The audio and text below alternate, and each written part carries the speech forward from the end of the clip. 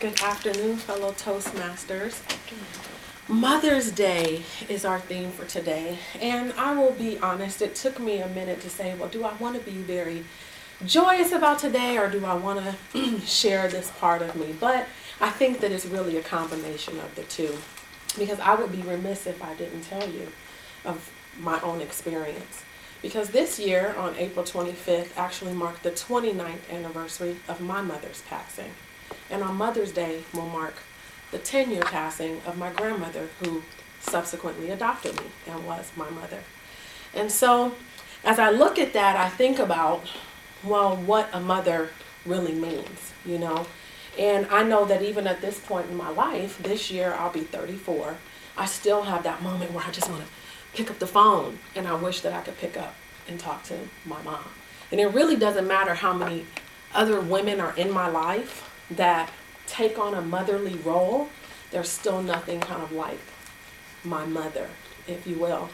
And so I fast forward and I think about myself now as a mom with a 5-year-old and a 2-year-old, and saying, gosh, when all of that happened to me, I was only 4. So I think, God, what will my children do without me? And so it brings me to the thought that I want to leave you guys with for this Mother's Day. No matter what your relationship may be like with your mother, or the people who are like a mother to you, or whatever those relationships are like for you, make the most of each day. Because I'm sure at that time, at 25, my mom had no idea that would be her end. And we never know what those days are going to be like. And so yesterday, I was teaching my class last night, and my phone rang, and it was my husband. I said, now he knows I'm teaching class, so he must be calling me for a good reason. So my students were taking their midterm. I picked up the phone. I said, excuse me. I picked up the phone. It was my daughter. My daughter, like I said, is 5, and she was just crying frantically. And she just said, Mommy, I miss you. Where are you? I want you to come home.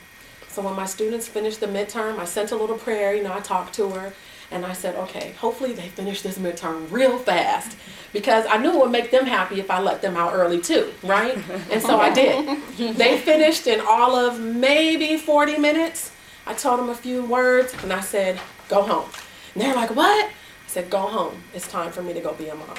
So go forth, whether it be with your moms, dads, friends, family, sisters. Enjoy each moment. Make the most of each moment. Honor your moms. I hope that you're all honored.